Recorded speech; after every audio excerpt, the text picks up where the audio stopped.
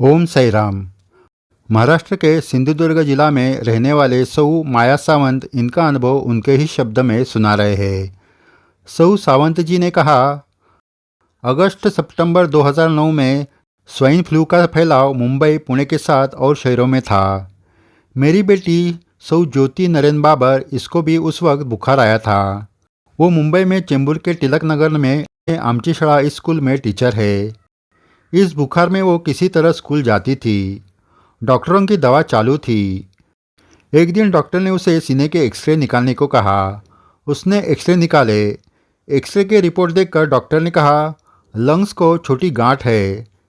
ये सुनकर उसके होश उड़ गए। पूरे परिवार पर चिंता के काले बादल छा गए। उसे 2 बेटे हैं। मेरे जमाई साई भक्त है। बाबा की कृपा से वो टाइम्स ऑफ इंडिया में मैनेजर है। उस वक्त इस संकट से उन सब की क्या अवस्था हुई होगी, ये भगवान ही जाने। फिर भी और एक डॉक्टर से जांच करने का निर्णय उन्होंने लिया। डॉक्टर शशांक जोशी को सब रिपोर्ट दिखाए। रिपोर्ट देखकर उन्होंने कहा कि कुछ तो है और सिटी स्कैन करने के लिए कहा। हम कोकण में चिंदर गांव में रहते हैं। हम भी बेटी पर आए हुए संकट से चिंता में थे।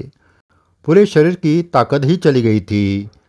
श्री साई बाबा को कहा, मेरी पूरी आयु ज्योति को दीजिए, उसके प्राण बचाइए। नरेन ने मुझे फ़ोन किया और कहा, माँ आप चिंता मत करिए, श्री साई बाबा सब ठीक कर देंगे। ऐसे हालात में भी नरेन की श्रद्धा श्री साई बाबा पर अटूट थी। ऐसी ही अटूट श्रद्धा रहनी चाहिए, उसके सिवा अनुभूति नहीं आती है। सोमवार दिनांक 14 सितंबर को घाटकोपर के एक सेंटर में वो सिटी स्कैन करने गए। सिटी स्कैन करके वो दोनों वापस घर आए। ज्योति का आत्मविश्वास डगमगा गया था। उसको रात में नींद नहीं आ रही थी। दूसरे दिन क्या रिपोर्ट आएगा, इसकी उसे चिंता लगी रही थी।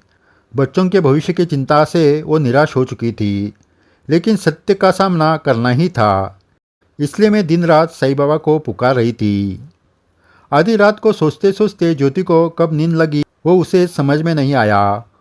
उसे एक सपना दिखा। सपने में एक पहाड़ में वो और मैं थी। इतने में वहाँ श्री साई बाबा आ गए।